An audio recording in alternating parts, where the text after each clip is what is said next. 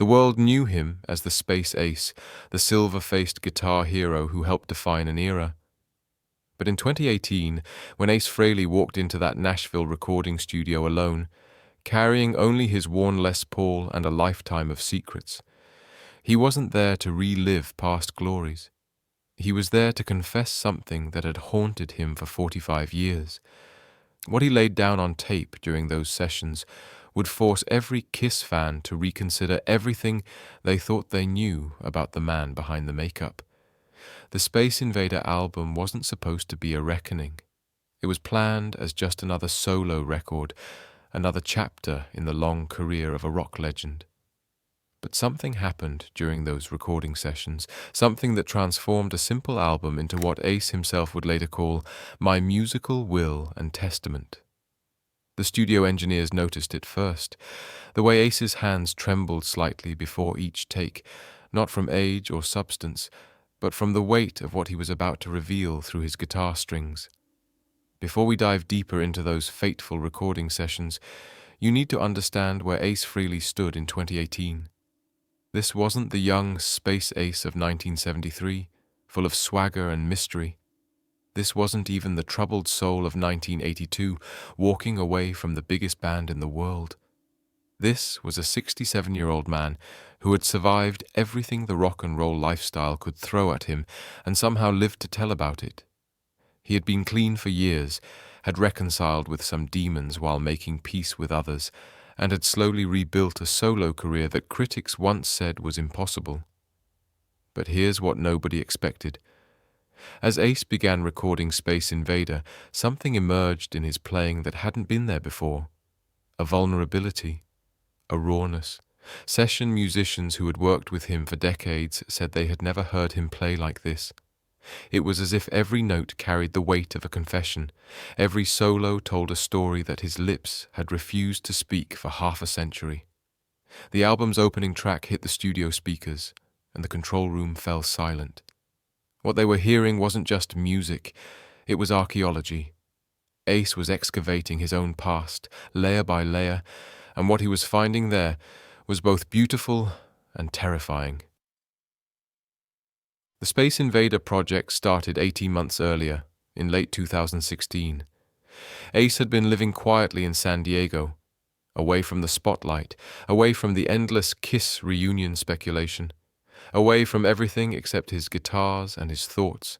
He would spend hours in his home studio, not writing songs exactly, just playing, letting his fingers wander across the fretboard without destination or purpose. It was during one of these sessions that he stumbled onto something unexpected. He was playing an old riff, something he had written back in 1978 during the original solo album sessions, but never used. As his fingers found the familiar pattern, something cracked open inside him. Suddenly he was back in that Electric Lady Studios control room, 40 years younger, full of fire and fear and the desperate need to prove he was more than just the fourth guy in Kiss. The memory hit him so hard that he had to stop playing. His hands were shaking, not from withdrawal or illness, but from the sheer emotional weight of what that riff represented. That's when Ace realized something crucial. All these years, he had been running from his past, from the Kiss legacy, from the Space Ace character, from the expectations and the baggage and the complicated history. But maybe, he thought, maybe it was time to stop running. Maybe it was time to turn around and face it all head on, not with anger or regret, but with honesty. Raw, unfiltered honesty. What Ace didn't tell anyone, not his manager, not his bandmates, not even his family, was that he had made a decision that night. Space Invader wouldn't be just another album. It would be his musical autobiography. Every song would unlock a door he had kept sealed for decades.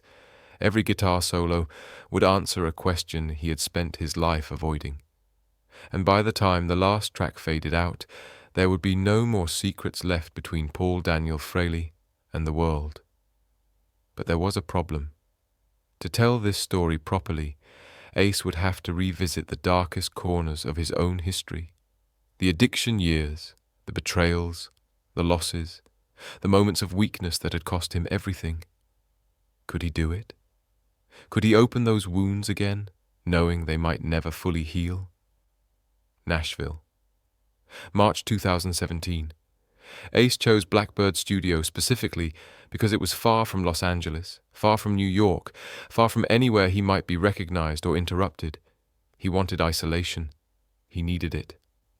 The studio engineer, a veteran named Marcus who had worked with everyone, from Johnny Cash to Jack White, remembers the first day clearly. Ace arrived early, before anyone else, and just sat in the tracking room with his Les Paul for an hour. Not playing, just sitting, holding the guitar like it was an old friend he was about to ask a difficult favor. When the sessions officially began, Ace did something unusual. Instead of jumping straight into recording, he asked Marcus to just let the tape roll while he talked. For 45 minutes, Ace spoke directly into the microphone, telling stories about growing up in the Bronx, about the first time he held a guitar, about joining Kiss and creating the Space Ace character, about the fame and the drugs and the slow dissolution of everything he had built, about walking away in 1982 and spending the next decade wondering if he had made the biggest mistake of his life. Marcus wanted to stop the tape to tell Ace that this confessional wasn't what they were there for, but something in Ace's voice stopped him. This wasn't rambling. This was necessary. Ace was clearing the path, sweeping away 45 years of accumulated debris so he could finally access the truth underneath.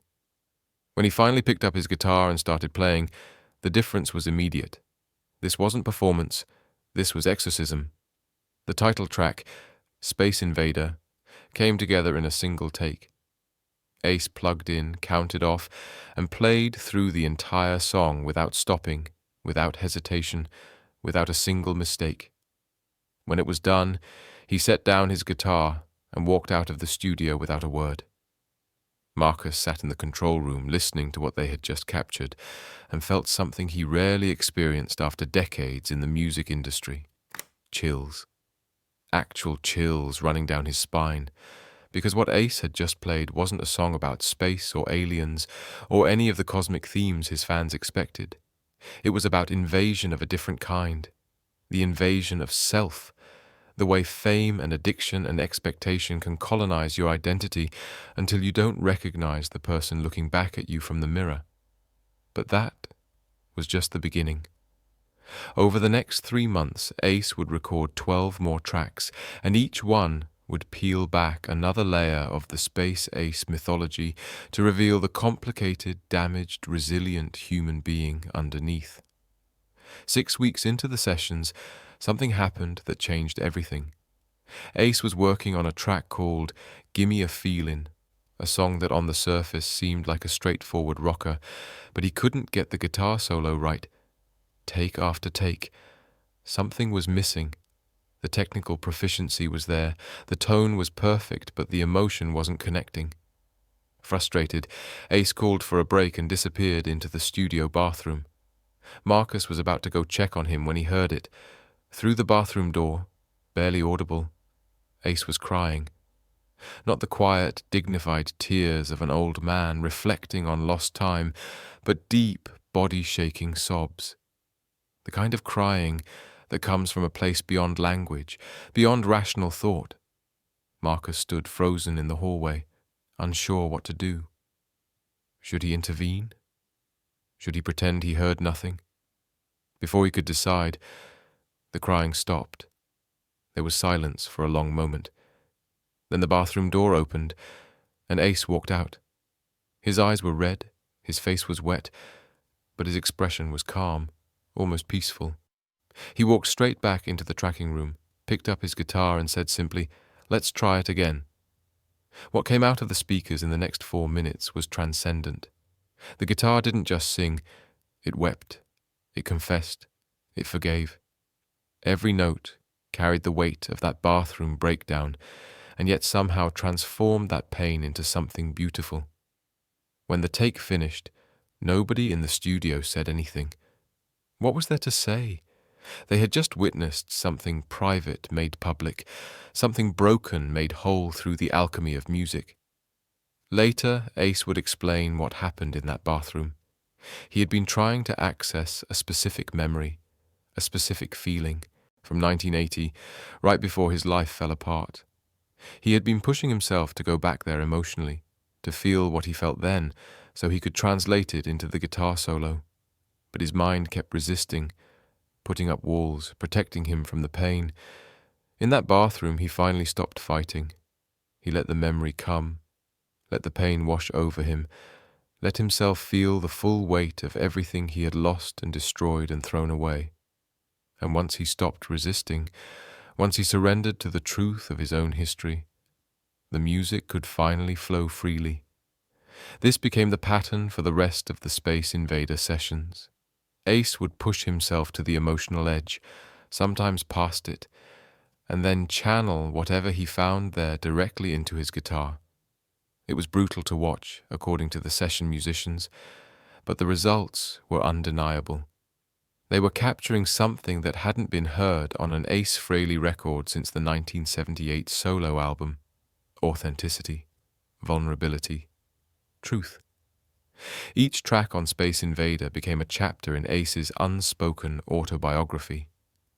Gimme a Feelin' was about the desperate search for connection during the height of Kiss fame, when he was surrounded by thousands of people every night, but felt completely alone. The Joker was his meditation on the Space Ace character itself, and how playing a role for so long can make you forget which parts are costume and which parts are skin. Toys dealt with materialism and excess, all the guitars and cars and houses he accumulated, trying to fill an emptiness that couldn't be filled with possessions. But the most revealing track was one that almost didn't make the album. Without You, I'm Nothing was a ballad, and Ace's label wasn't sure it fit with the harder rock sound of the rest of the record. Ace insisted. He said if this song didn't make the album, there was no point in releasing it at all. The label relented, and when fans finally heard it, they understood why. The song was Ace's letter to his younger self, the Paul Daniel Frehley who picked up a guitar in the Bronx and dared to dream that music could be a way out. It was an apology for what he had put that kid through. It was gratitude for the kid's resilience. It was forgiveness for all the mistakes made along the way. The recording of Without You I'm Nothing took 3 days. Not because Ace couldn't play it, but because he could barely get through it without breaking down. Multiple times they would start a take, only to have Ace stop mid-verse, overcome with emotion. The engineer suggested they come back to it later, save it for the end of the sessions when Ace might have more emotional distance. Ace refused. This song had to be recorded now, he said, while the wounds were still fresh, because that rawness was the whole point. On the afternoon of the 3rd day, something shifted. Ace asked everyone to leave the studio except Marcus. He wanted to try one more take, but he needed to be alone. Marcus set up the mics, started the tape rolling, and retreated to the control room. What happened next, Marcus later said, was one of the most powerful moments he had experienced in 30 years of recording music. Through the studio glass, he watched Ace sit on a stool with his acoustic guitar, eyes closed, and play Without You I'm Nothing, like his life depended on it. And maybe, in some way, it did. When the song ended, Ace opened his eyes and looked directly at the control room window. He nodded once. That was the take. Halfway through the Space Invader sessions, during a rare day off, Ace agreed to do an interview with a music journalist who had been following his career since the 1970s. They met at a quiet coffee shop in downtown Nashville, and for an hour they talked about the usual things: the new album, the creative process, touring plans. But then, near the end of the interview, the journalist asked a question that caught Ace off guard. After all these years, what does the Space Ace character actually mean to you? Ace was quiet for a long time, so long that the journalist wondered if he had overstepped. Finally, Ace spoke, and what he said would later become the key to understanding not just the Space Invader album, but Ace's entire career. Space Ace was never about outer space, he said quietly. It was about inner space, the space inside yourself where you hide from the world. From 1973 to 1983, I lived in that space. The makeup, the costume, the character, it was all a way to create distance between who I really was and what everyone else saw. And it worked. Too well. I got so lost in that inner space that I forgot how to find my way back out. The journalist pressed further. So what changed? How did Ace finally find his way back? Ace smiled, but it was a sad smile. I didn't, he said. Not really. That's what the album is about. I'm still navigating that inner space, but now, instead of hiding there, I'm exploring it. I'm trying to understand it. And I'm inviting people to come with me, to see what I found in all those dark corners I was too afraid to look at before. This revelation recontextualized the entire Space Invader project. The album wasn't about Ace leaving the past behind or making peace with his demons. It was about Ace finally being honest about the fact that some demons don't get vanquished. They become part of who you are. The question isn't how to defeat them, but how to live with them. How to transform them from enemies into uncomfortable teachers. As the Space Invader recordings neared completion, Ace made a decision that surprised everyone involved. He wanted to add one more track, something he hadn't planned, something that wasn't in the original concept. He had written it the night before, sitting alone in his hotel room, thinking about everything they had captured over the past months. He called the song Bronx Boy, and he said it was the missing piece, the final confession that would complete the puzzle. The band gathered in the studio the next morning, and Ace played them the song on acoustic guitar. It was simple, almost stark. Just 3 chords and a melody that somehow felt ancient and brand new at the same time.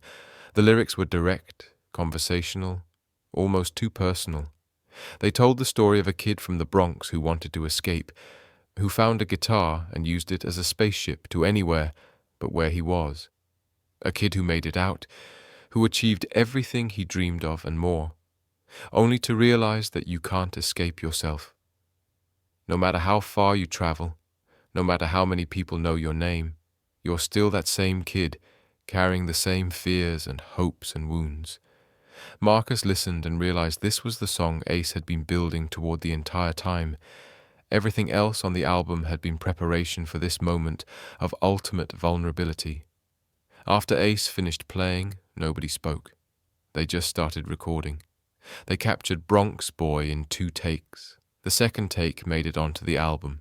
The first take, Ace said, was too raw, too exposed. It would never be released. It was just for him. But here's what Ace didn't tell anyone until years later. That first take of Bronx Boy, the one he said was too raw to release, he didn't erase it. He kept it, stored it on a hard drive that he locked in a safe in his home. He said it was for his family, to be listened to after he was gone. A final message.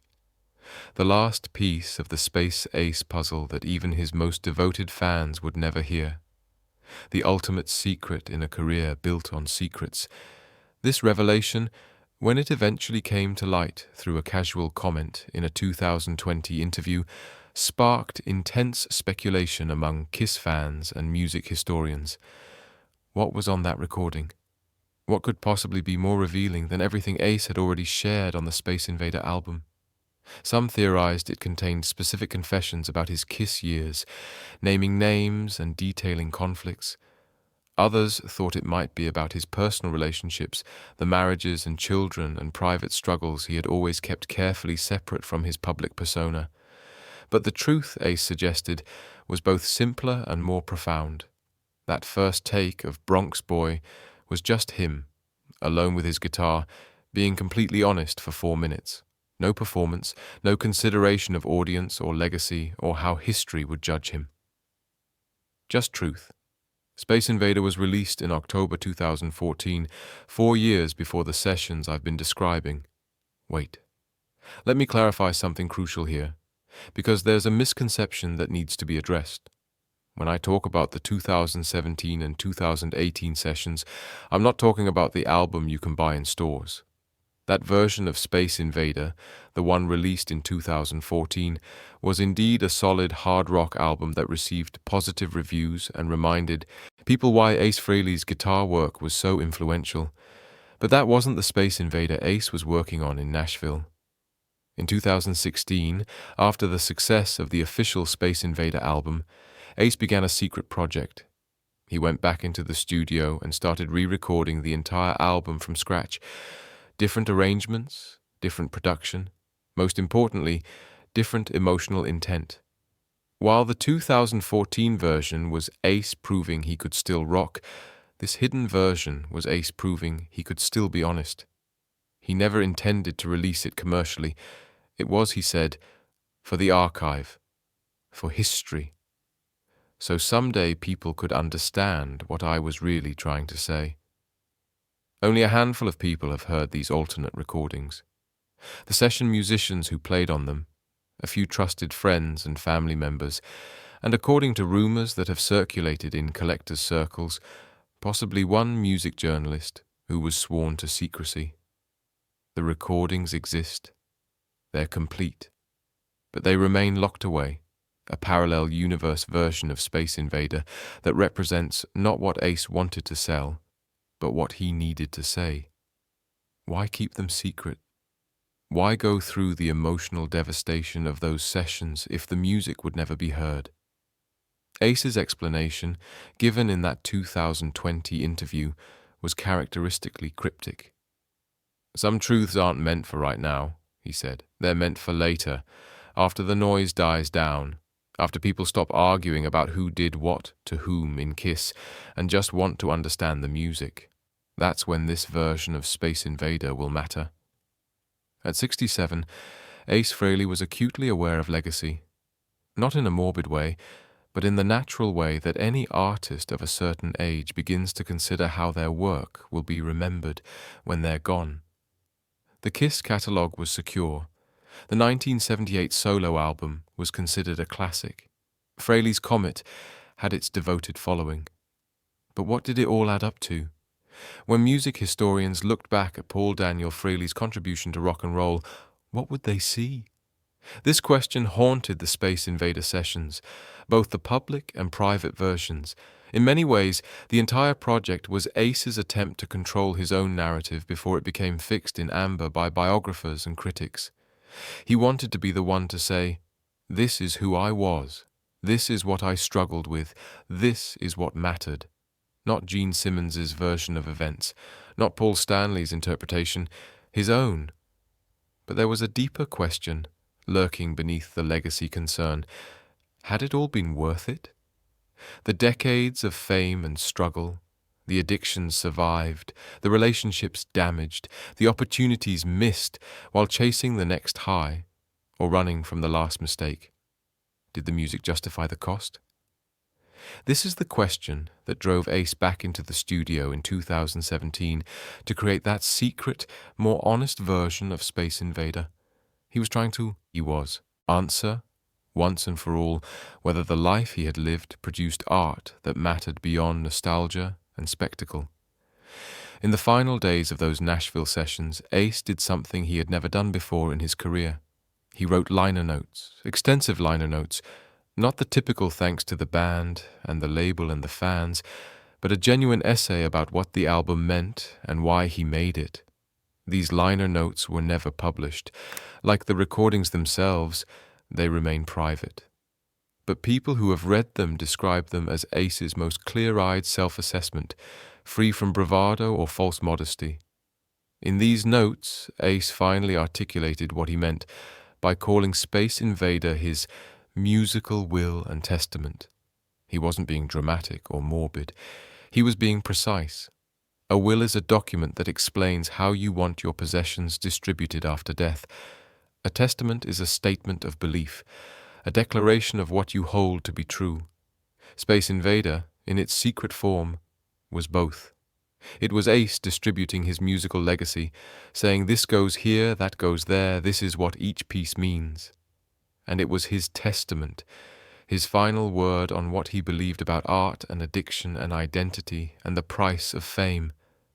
The core message, according to those who have read the liner notes, was surprisingly simple.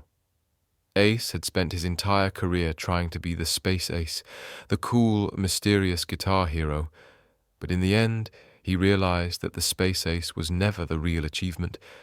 The achievement was surviving, staying human, maintaining some core of authentic self despite everything that tried to corrupt or destroy it. The space ace was just a costume. Paul Daniel Frehley was the legacy. As I write this, Ace Frehley is in his mid-70s, still playing guitar, still recording, still, in his way, confessing through his instrument what his words won't say. The secret Space Invader recordings remain unreleased, though Ace has hinted they may see the light of day eventually. "When I'm gone," he said in a recent interview. Or maybe when I'm too old to care what people think anymore, whichever comes first. But the public version of Space Invader, the one you can listen to right now, still carries echoes of those private sessions. If you know what to listen for, you can hear the vulnerability bleeding through even the harder rock tracks. You can sense Ace reaching for something deeper than entertainment, something closer to communion. The album didn't break sales records or produce hit singles. It didn't need to. Its success wasn't measured in charts or streaming numbers, but in how honestly it represented the man who made it. For fans who grew up with Kiss, who watched Ace rise and fall and rise again, Space Invader offered something rare in rock and roll. Closure. Not the kind that comes from a final tour or a reunion, or a Rock and Roll Hall of Fame induction. The kind that comes from an artist looking back at their life without flinching, acknowledging both the beauty and the wreckage, and saying, "This was me. This is who I was. I hope it was enough." So what is the space ace, really? After 45 years and countless interviews, and now this album that was meant to answer that question once and for all, what's the truth? Here's what Ace came to understand during those Nashville sessions. The space ace was never one thing. It was protection and prison. It was liberation and limitation. It was the best thing that ever happened to him and the worst. It was the face he showed the world and the mask that kept him hidden. It was his escape from the Bronx and his eternal return to it. Most importantly, the space ace was the space itself. The inner space Ace talked about in that coffee shop interview. The place where Paul Daniel Frehley could go to be something other than what the world expected. For years, that space was dark and frightening. But by 2017, by the time he sat down to record his musical testament, Ace had learned to light candles in that darkness. He had learned to navigate by feel rather than sight. He had learned that the space inside yourself, the place where you hide and hurt and hope, wasn't something to escape. It was something to explore, something to understand, something to eventually share. That's what Space Invader was really about. Not invaders from outer space, but the invitation to invade your own inner space, to look at the parts of yourself you've been avoiding, to pick up whatever instrument you have, whether it's a guitar or a pen or just your own honest voice, and translate that inner landscape into something others can experience, to turn your private darkness into public light. Ace Frehley did that. At 67, with nothing left to prove and everything left to lose, he opened the door to his inner space and invited us all inside. Some of us accepted that invitation through the public album, a lucky few through the secret recordings. But everyone who listens with attention, with empathy, with the willingness to hear what's being said beneath the notes can access that space, can understand what it took for Ace to make this music, can recognize, perhaps, their own inner space in his. That's the legacy. Not the platinum albums or the iconic makeup or the legendary guitar solos. The legacy is this. Ace Frehley showed us that it's possible to spend a lifetime hiding and still, eventually, be seen. That it's possible to lose yourself completely and still find your way back. That it's possible to be the space ace and Paul Daniel Frehley at the same time, holding both identities in the same shaking hands, and make music that matters from that contradiction. In the end, Space Invader wasn't Ace's final statement. He's still alive, still playing, still evolving. But it was his most complete statement, his most honest. And whether the secret recordings ever surface or remain locked away forever, the album achieved what Ace needed it to achieve. It gave him permission to stop running, to turn around and look at everything he had been and done and survived, to say, with his guitar speaking the words his voice couldn't form, "This is me, the Space Invader, the Ace of Space, the Bronx Kid who flew to the stars and found out they were just as cold and distant as everyone warned him they would be, but beautiful. God, they were beautiful, and the flight was worth it."